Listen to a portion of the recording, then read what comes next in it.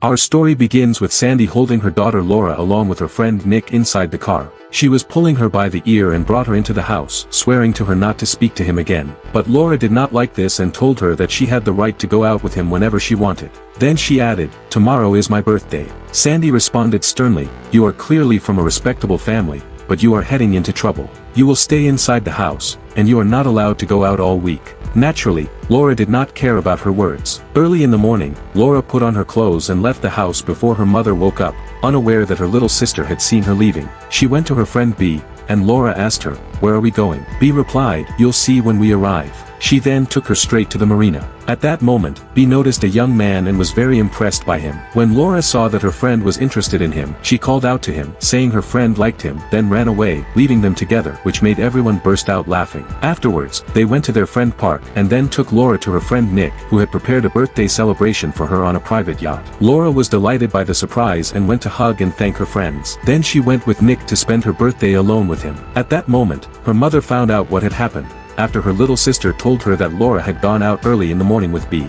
Sandy became very angry and immediately called her, but when Laura saw her mother's call, she ignored it so as not to ruin her day.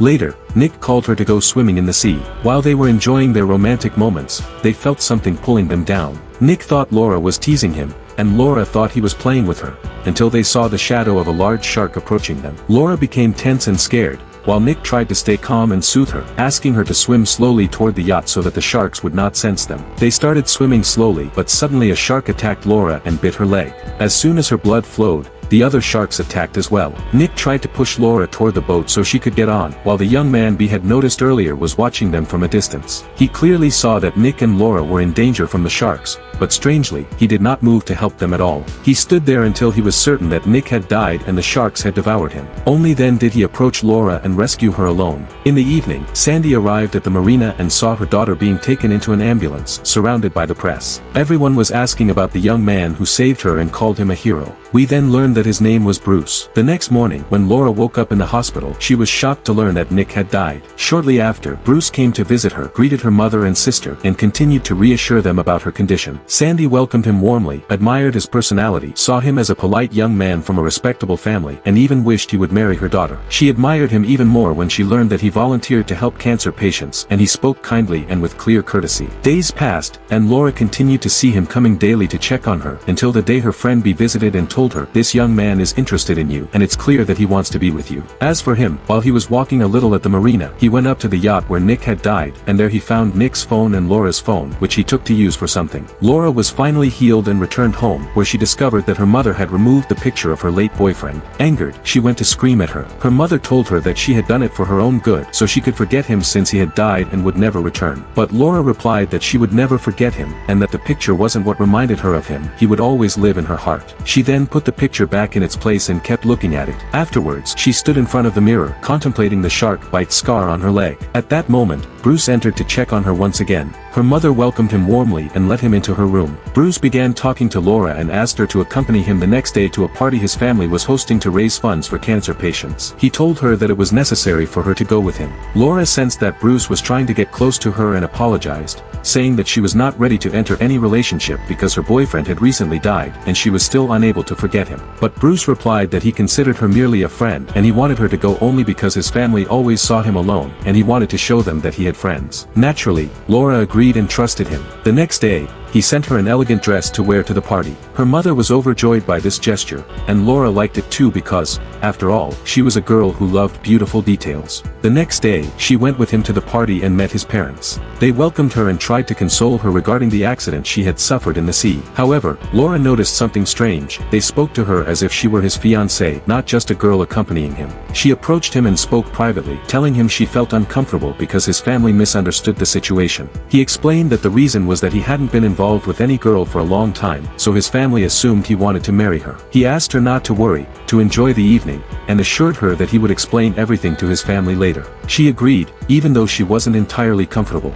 During the party, she saw her friend Park, who was working as a waiter there. He greeted her, visibly moved by the accident she had suffered in the sea. Shortly afterward, Bruce's family arrived with the press, who began taking photos of her with their son. They announced that their son had finally found a relationship and would marry Laura. At that moment, Park became very angry, believing that Laura had moved on from Nick so quickly and started rebuilding her life. Laura, meanwhile, stood in shock, trying to smile shyly, unsure of how to act. While speaking with her university professor who was present, she noticed two young men swimming in the sea, which reminded her of the previous accident. She imagined that a shark would attack them, screamed, and then snapped out of it, feeling embarrassed as everyone stared at her. She ran away from the scene. Bruce quickly chased after her, telling her that it was fine and that they could leave the party and that he would go anywhere she wanted. While talking, she started telling him about Nick, explaining that she couldn't forget him. Bruce's anger became apparent as she spoke about him, and he tried to change the subject quickly. Then he heard the music and offered to dance, which she agreed to, and they started dancing together.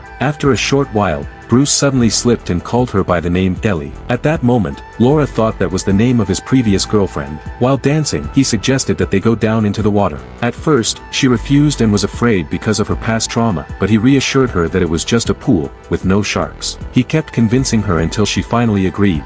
They went down into the pool, and their attraction to each other began to grow. Later, they went inside the house. At night, Laura woke up by chance and heard him talking to Ellie on the phone. He said to her, "Wait a little, I'll call you, and then, you are the most important thing in my life." Laura was surprised because she had thought he had separated from Ellie some time ago, but she didn't give it much importance, knowing that their previous relationship was fleeting. She didn't love him, and he didn't love her. The next day, Laura began living her usual life with her friend, but when she returned to school, she was surprised to find all the students looking at her with strange and hostile glances, and she didn't understand why. Parker then came out, and when she asked him what was happening, she said, "Is everything okay? Everything in this university has turned upside down." He then explained what was going on and showed her the newspaper. That's when she discovered that the photos of her with Bruce had been spread, and everyone thought they were engaged. She was even more surprised to find Bruce at the university, waiting for her. When she asked him what he was doing there, he told her that he was her English literature professor's assistant. At that moment, she felt that this coincidence was extremely strange and couldn't have happened naturally. When the class began,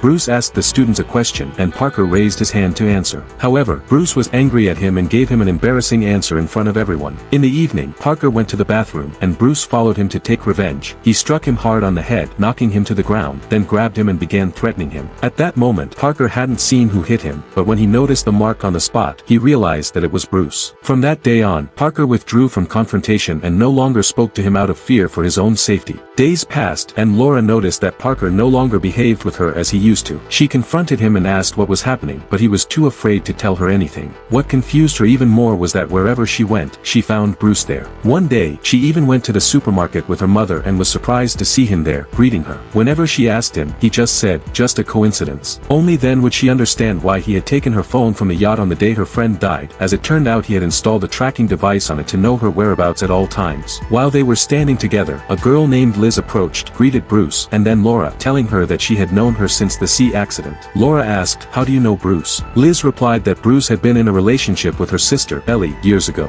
After some time, Laura had an argument with Bruce, and he discovered that she had learned Ellie had been the one who provoked him to harm men in the past. That's why he approached her friend to take revenge and kill her. And that's exactly what happened the following day when he ran over her friend with his car while she was fleeing, killing her. That night, he went to Laura's house and slept beside her without her noticing. When she woke up in the morning, she smelled his scent in the bed and then found a photo of her friend, Nick, lying on the floor. When she went downstairs, her mother told her that her friend, B, had died in an accident. At that moment, Laura began connecting the events and suspected that Bruce was involved. She went straight to the police, but the officer told her there was no evidence proving someone had killed her, which left Laura angry and upset. As she walked, Bruce appeared in front of her, and that's when she became 100% certain of his involvement. She then went to her friend Parker at his workplace and said, "You're the only one who will believe me." Naturally, Parker also suspected Bruce because they had clashed before. They agreed to devise a plan to uncover the truth and expose him. Afterward, Laura went to her mother and confronted her about her feelings regarding Bruce, telling her that she suspected him of being behind her friend's death. But her mother shouted at her, "Bruce is a respectful and well-mannered young man from a wealthy family. You're suspicious of him only because you still love Nick." Laura lost hope that her mother would believe her and realized that she would not stand by her. Laura then went with Parker to investigate more about Bruce, eventually finding Liz's address. They went to her and asked about her sister, Ellie. They were shocked when Liz said that Ellie had had died more than 4 years ago. She also told them that Bruce had loved her deeply. When they asked how she had died, Liz said she had drowned. Laura was stunned when she saw a photo of Ellie, realizing that she looked exactly like her, a perfect replica. She then understood that Bruce had become close to her because she reminded him of Ellie and that he was trying to make up for her absence through Laura. It didn't stop there. She also discovered that she had been wearing the same dress Bruce had given her to wear to that party. What Laura didn't know was that Bruce was the reason for Eli's death. After she read him the permission, she told him, "We have to end this here." Bruce became angry and couldn't believe that this girl could belong to anyone but him, so he put her in the car, started speeding, and decided that he would die with her. But in the end, only she died, while he survived. Laura decided to fall into the trap she had set for him. She wore the clothes Bruce liked, used Eli's necklace, and walked him into the trap. At that moment, she began to show him that she was enjoying what was happening, and told him that she felt he was the one who killed her friend because she tried to separate them. She added, "I won't lie to you, I liked what happened when she died." Bruce became very happy and confessed to her that he really was the one who killed her. At that moment, Parker was holding the phone and recording his confession, but Bruce caught them and hit the phone. They discovered that he had been filming everything. Then Laura took Eli's necklace, insulted him, and left. Parker also went to release his anger on him, leaving nothing for him. This was the worst way they could have acted, and they didn't know what this man was capable of doing to them. The next day, Laura entered her house and locked all the doors and windows to prevent Bruce from entering no matter what he did. A little later, she heard a car sound. When she looked out the window, she saw Parker's car, so she hurried to him, but he didn't get out of the car. When she approached and opened the door, she was shocked to find Parker dead, strangled by someone with a strap. She became terrified and ran back to the house, locking the door behind her. When she turned on the lights, she found Bruce waiting for her. She started fighting with him until he knocked her out, kidnapped her, took her to the car, and then directly to his yacht. When Laura woke up, she found herself tied up with her mouth sealed so she couldn't speak. Bruce was pouring blood into the water to attract sharks, gathering them around him, and he kept talking to Laura saying, "I'm the reason who saved you from the sharks, and just as I saved you, I will kill you the same way." But Laura quickly freed her hands, grabbed the harpoon gun, fired a shot, and escaped to one of the rooms where she found many photos of Eli. Every time she tried to escape, Monica, who looked like Eli, appeared, and Laura realized that Bruce was truly obsessed with her. Bruce entered from behind her and saw Monica, who looked like Eli. He began talking to her, expressing his love. Laura became scared of him and hit him on the head, but he wasn't affected and continued chasing her to capture her. At that moment, he cornered her on the yacht and threatened her saying, "Come closer or I'll throw you into the sea." That necklace was the only thing he had left of Eli, so she jumped on him and they both fell into the sea. Since Bruce was wounded, Laura took advantage of the injury and blood flowed from him, causing the sharks to gather around him. Laura survived and escaped until she reached the yacht. When she climbed back up, she saw Bruce sinking, and she was happy he died the same way he had planned to kill her.